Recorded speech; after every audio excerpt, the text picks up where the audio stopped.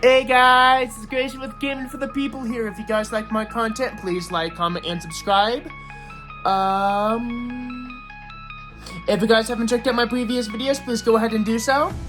And, without further ado, this is great, Gaming for the People, and let's play some, Danganronpa, shall we, people?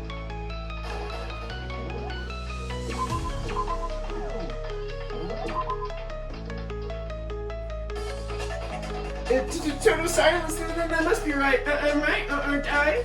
Then Mukuro alive? The one who's alive is Mukuro, but can we really be sure about that?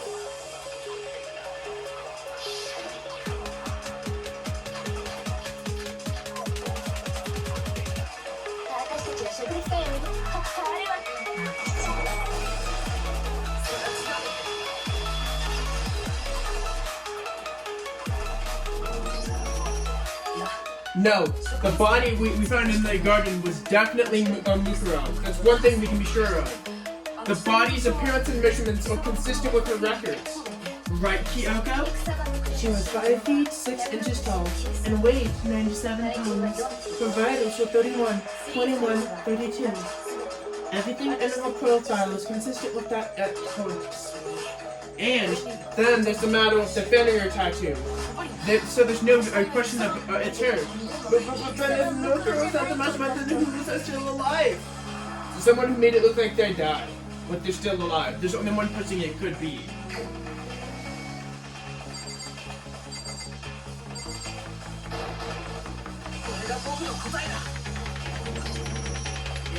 Junko is still alive.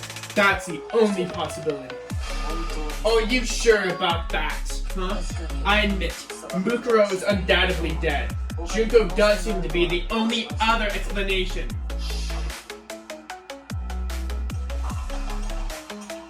But we saw her get impaled. She died right in front of our eyes. If Junko was still alive, the death we saw would have had to be some type of charade. But you confirmed yourself she was dead, did you not? Now that you mention it. I gently placed my hand on Junko's lifeless body. I touched her wrist to check for a pulse, like they do in the movies and stuff, but she really is dead. There wasn't really anything else to say. She was gone. I did check, absolutely, and I can say for sure she was dead. There was no question Junko was dead. And then that made he is still alive. It must be... no. Then you're withdrawing your previous statement. I know you guys gave it your best shot, but it's too bad. I guess your conclusion was a dud. Too bad, too bad. This case hasn't been decided just yet. Oh, you haven't given up already, have you, Mukuro? Huh? No, of course not. There's no way to give up that easily. That's all well and good, but how do you intend to solve the problem in your way? Junko has absolutely died. Mukuro absolutely died. Both of them are dead, right? So there can't be any kind of survivor story.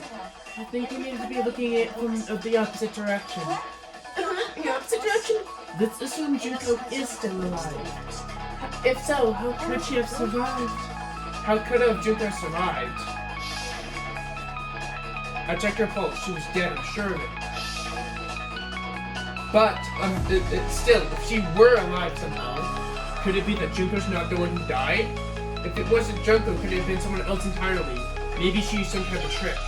Stunt double.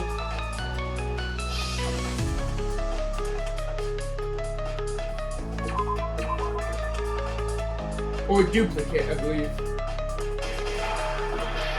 What the? What the? Ah, replaced.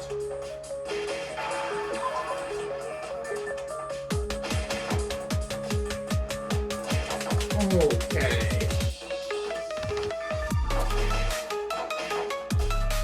I can't get the E fast enough.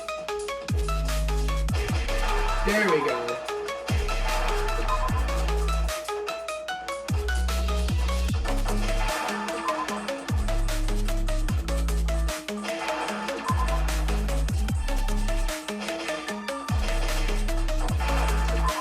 There we go.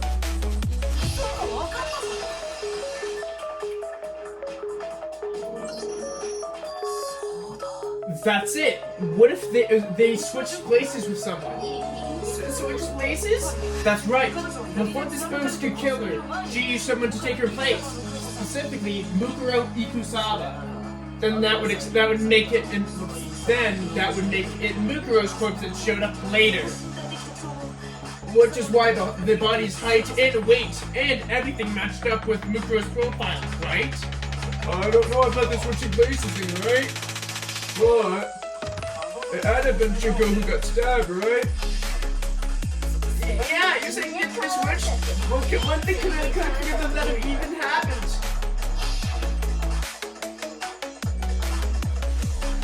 Alright, when she was about to die, like she used some kind of ninja replacement chick me?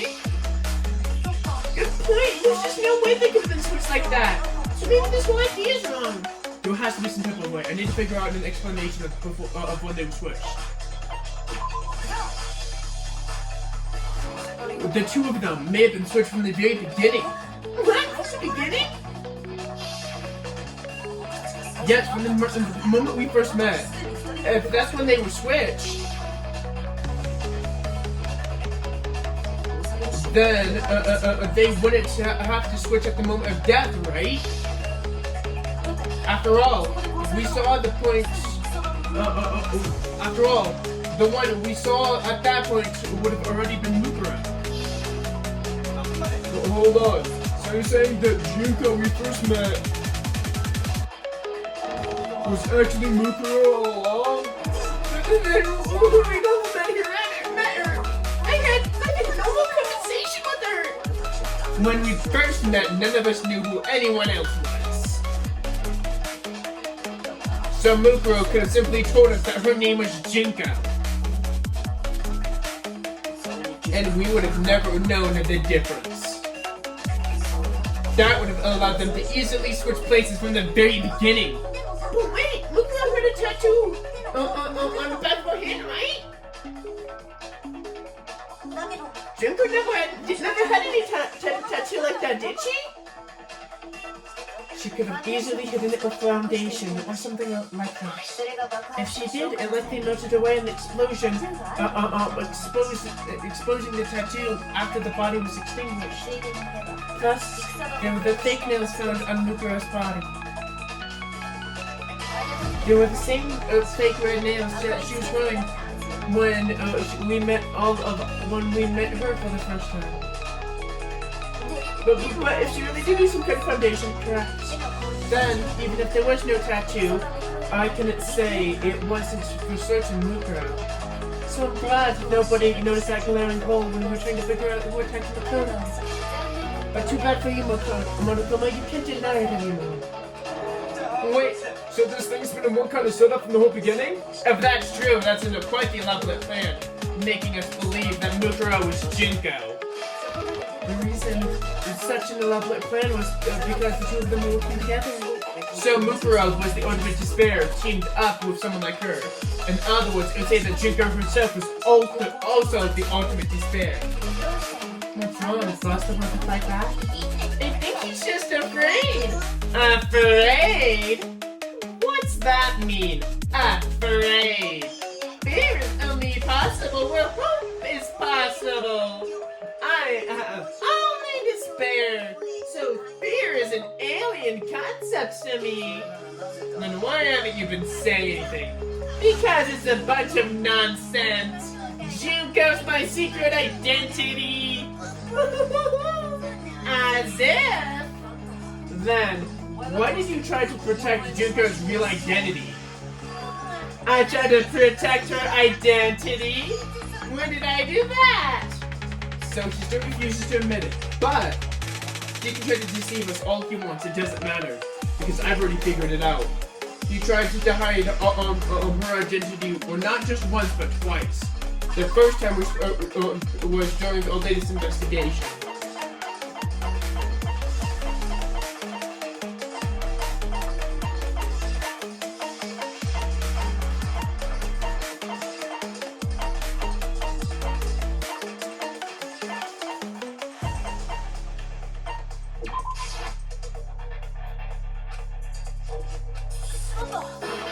Oops. Ah, because they want me to pull out the DVD first. While I was in the AV room watching the DVD about interviews with the headmaster,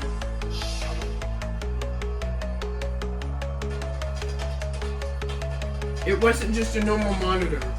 It wasn't just a monitor. It was like the DVD player itself had apparently been turned off, which obviously meant that the DVD wasn't playing anything. But what the heck just happened? Oopsie! Looks like it proved output service. What? It just so happened to break just now? Now then, when? Doesn't matter. Failure can strike anywhere, anytime. That's what failure is, right? You made sure I couldn't finish watching the video, and the reason why you did that is because you didn't want me to see the real Junko, did you? Oh yeah, if everyone was in that video, of course Junko was showing up. And if Makoto's on the real Junko, it would have totally been obvious that that the Junko we met earlier was an imposter. That whole power outage was just a fluke! No, it wasn't just a fluke. The Mastermind definitely orchestrated that power outage. And it's not the only time they tried to hide Junko's true identity. They also tried to cover up that piece of evidence as well. I gotta reveal that.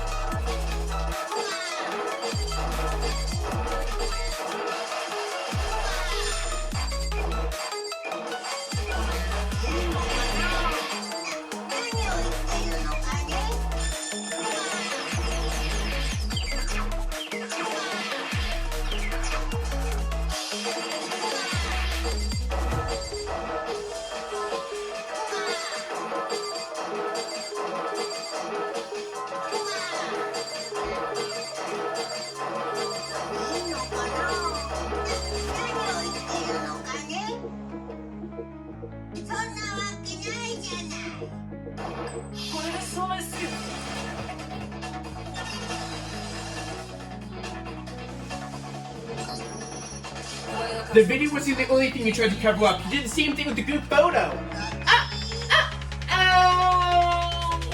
I noticed it a little while ago when we were comparing the photos we'd all gotten. And the photos, there's a certain similarity in an unusual circumstance. What's so unusual about them? The unusual circumstance common among all of these.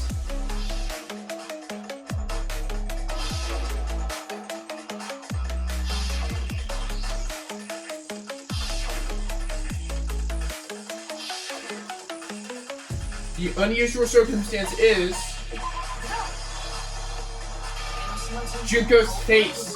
The one thing that's common in every photo is that you can't see her face.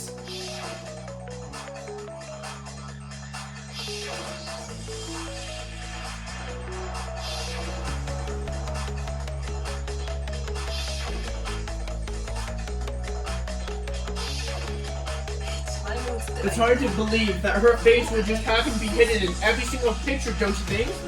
And on top of that, in this group photo, you can clearly see that Mukuro is visible. In other words, at that point, the two of them hadn't switched yet. With all of that in mind, there's no doubt that the girl whose face is hidden is the real Junko. Which is why you had all of these pictures that didn't show your face. Because if you had seen her face, then it would have clearly been revealed that the Junko in the pictures wasn't the Junko we knew. Zando! I believe everything Makoto said is true. Junko and Mukuro switched places before we met with either of them. So, she killed a Mukuro who had taken her place, making it look like she had died, and the real Junko is still alive. And she's the one behind this murderous situation, this killing game. So she's the true mastermind in the ultimate despair. Zondo times 2! With this, the identity and the crimes of the ultimate of the mastermind have been exposed. No! Wait! Hold on! Don't bother trying to deny it. There's no more room to debate. You don't have anywhere left to run. I'll prove everything here and now.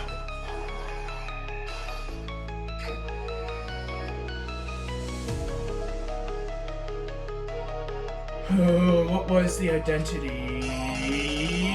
It was... Where did the mastermind keep Mukuro's body?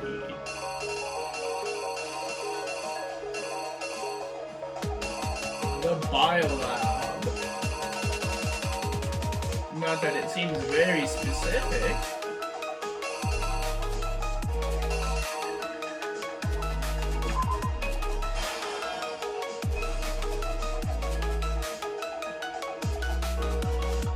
The mastermind attacked me with something. What was that something?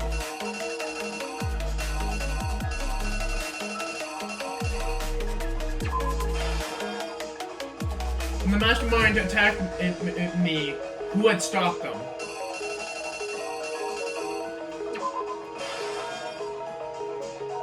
After their surprise failed, the mastermind fled my room.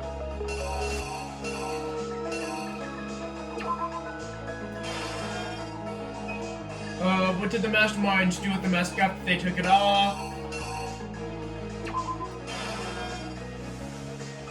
What was the condition in the body when we first found it in the garden?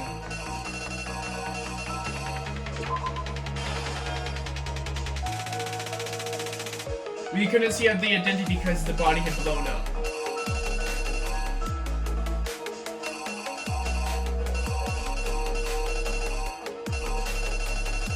Scorched earth.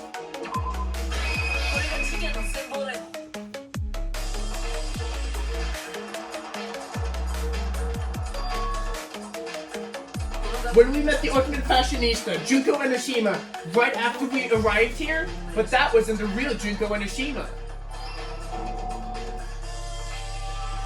The girl we saw before us was actually the 16th student who had taken Junko's place, and that girl's name was Ikusaba Mukuro.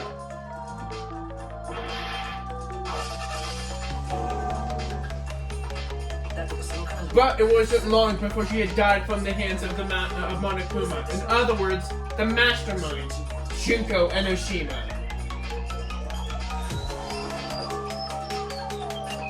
Her body was kept in the biolab, which had been converted into a morgue, until Junko decided to put the body to use.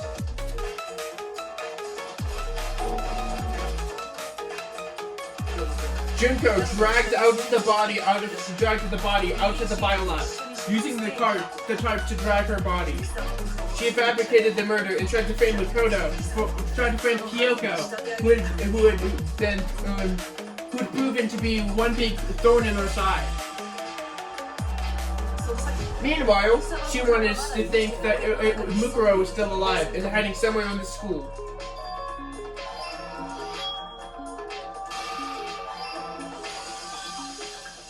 So she put on a mask and attacked me. After making sure I got a good look at the mask, she had left the room.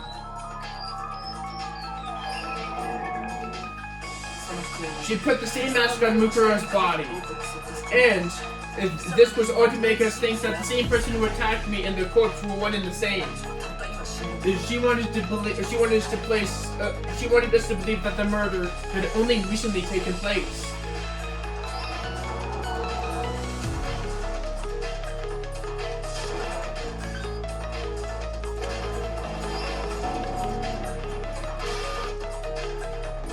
Finally, by strapping a bomb to the body, she was able to destroy any remaining evidence.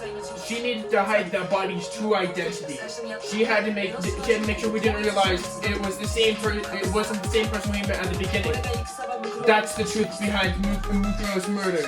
And the one who carried it out is the Mastermind, the one controlling Monokuma.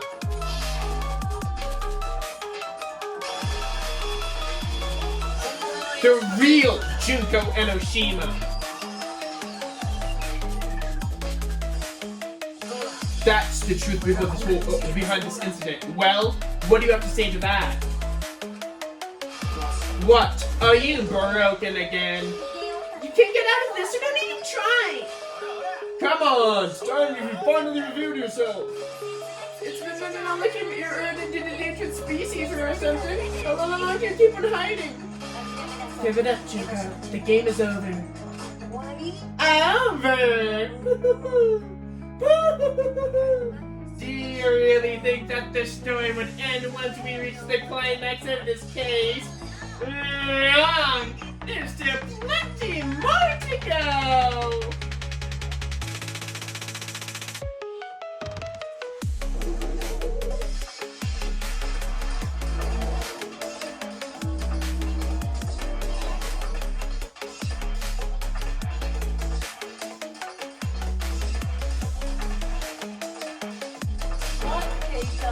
We've been waiting so very long for peasants like you to appear.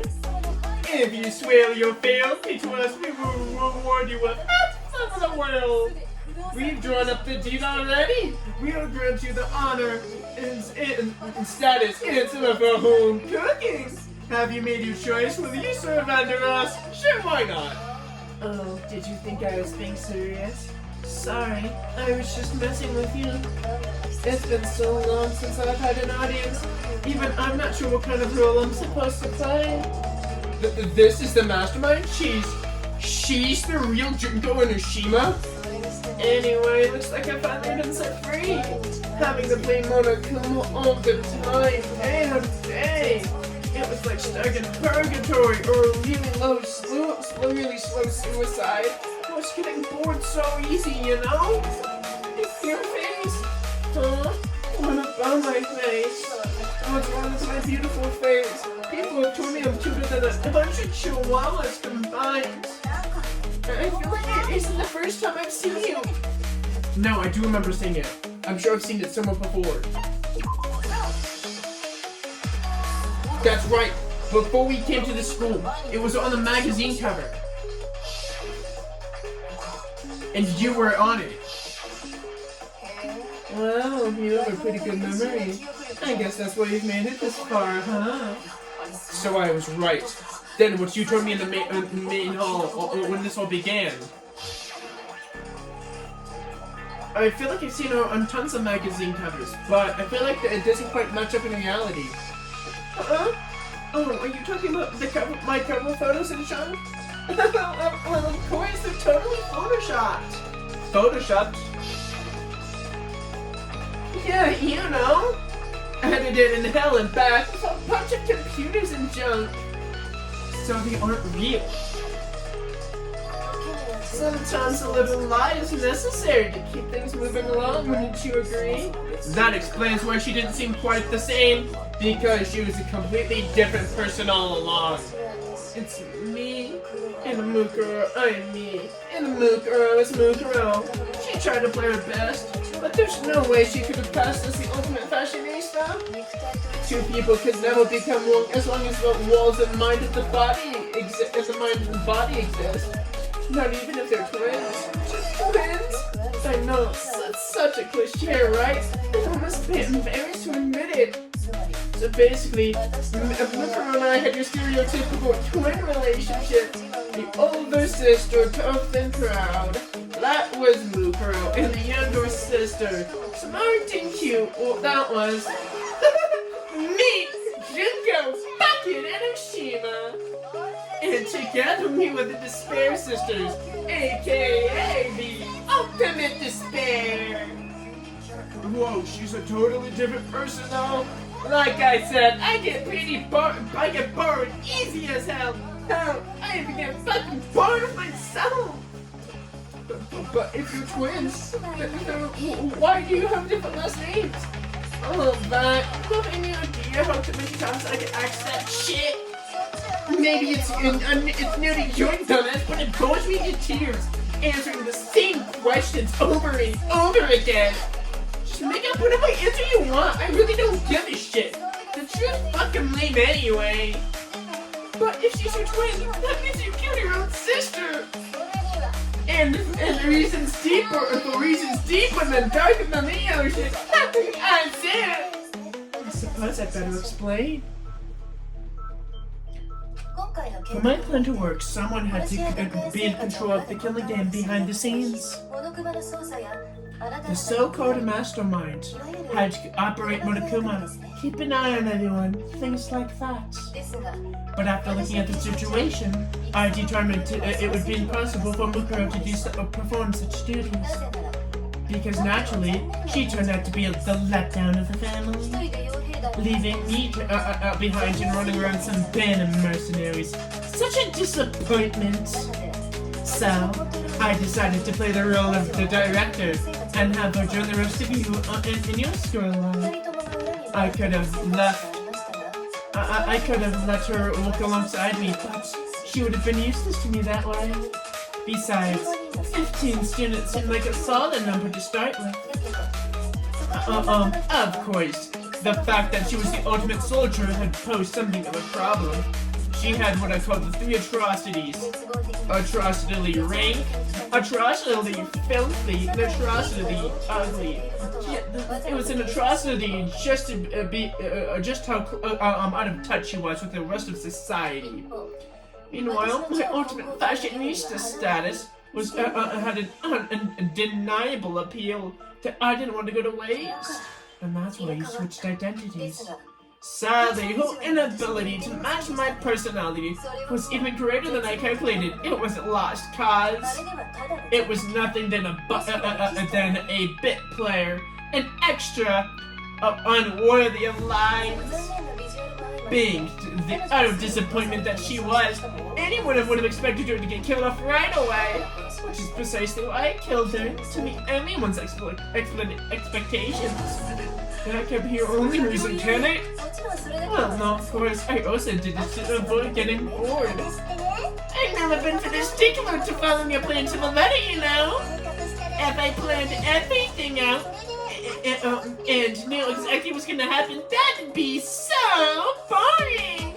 So, I changed a few things and decided to use Mukuro to make a little point. In other words, Mukuro's death was a one-sided premeditation act of betrayal. Just as I suspected. When Mukuro was killed, she must have been more surprised than anyone else. Huh? This wasn't supposed to. Why? Me? So you figured it out? Well, you're right. There's no way Mukuro could have put up such a convincing performance. But she did teach you a very valuable lesson, don't you think? How can you talk about that? You sacrificed your own sister. Does that not even bother you? What? I sacrificed her? That's what's got you so hot and under the collar? Jeez, misunderstandings sure are scary. We were the ultimate despair, you know? So we really never did have any kind of hope or expectations. No, I felt despair as long as I can remember. Like I never should have even been born at all. When I was born, I cried tears of total despair. That's why for us, it's no big deal if we die or kill. We're just those kind of people. We can do anything. We've always been filled with despair. So when we do something, we go all the way and never without regret. So you murdered your own sister and don't even think anything of it? That's not true at all. We're twins. How could I not be sad? That's what gets me so excited. Huh? Killing precious sister with my own two hands. The act is full of so much despair you can't help but put super in front of it. It's like some type of super despair. No more than that. Alright guys, I think I'm gonna stop today's video there. If you guys like my content, please like, comment, and subscribe. And without further ado, this has been Grayson with Giving for the People. Peace out.